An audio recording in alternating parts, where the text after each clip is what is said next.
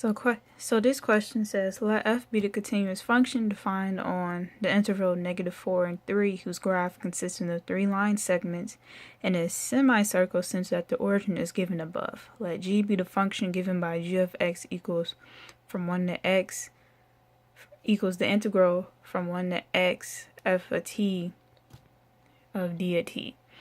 So A says find the values of g of t and g of -2.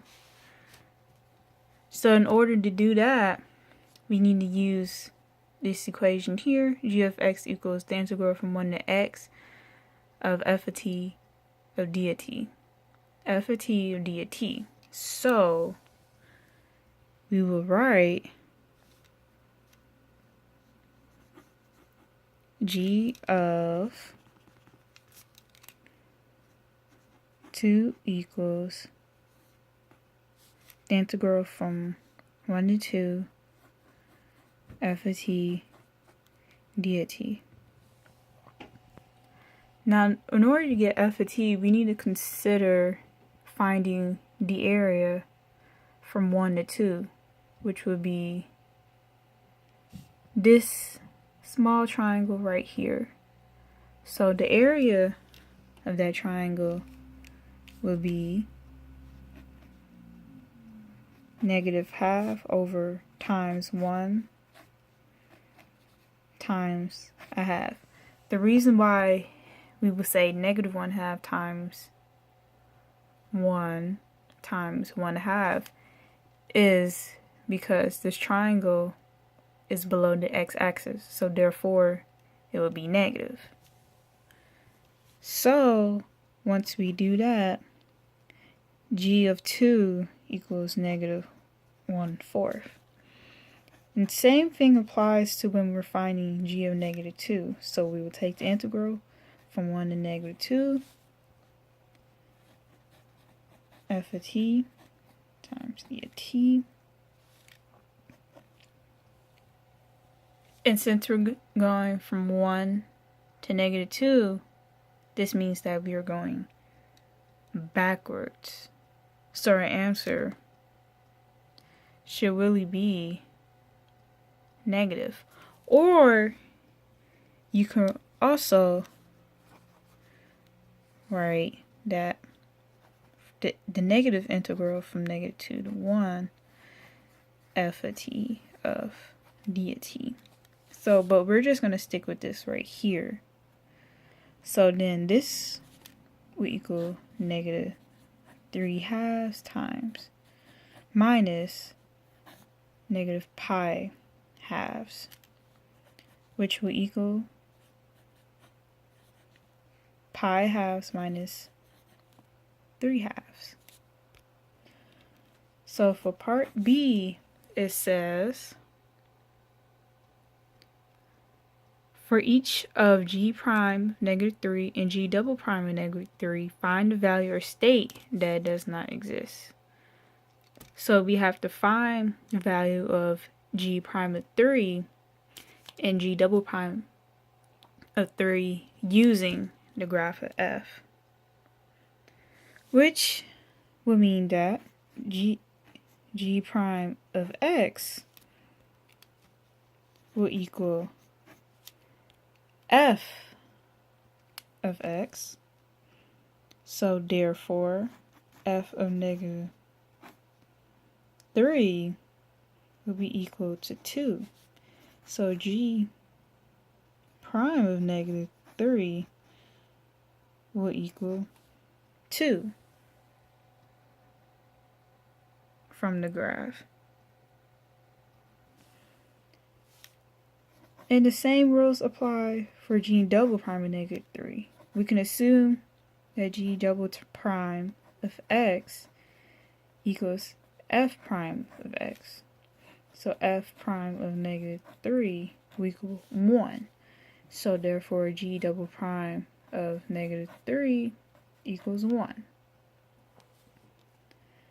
For part C,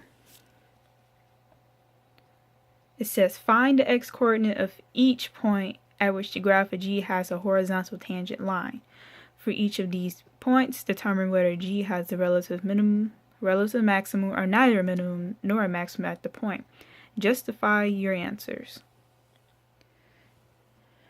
So we can write that g of x equals the integral from 1 to x of f of t dt. So g does have a horizontal tangent line. And so g prime of x equals 0 as well as f of x equals 0. And these values apply to x equals 1 and x equals -1.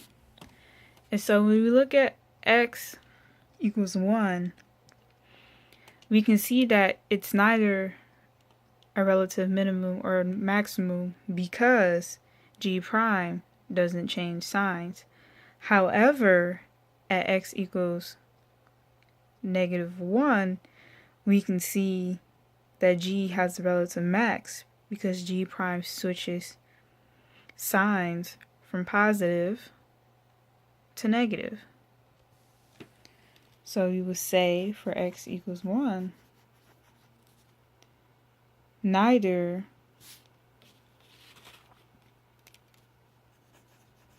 because g prime doesn't switch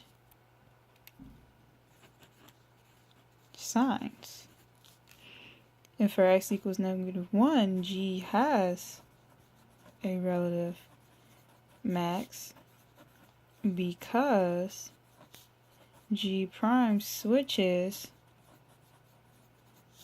from positive to negative.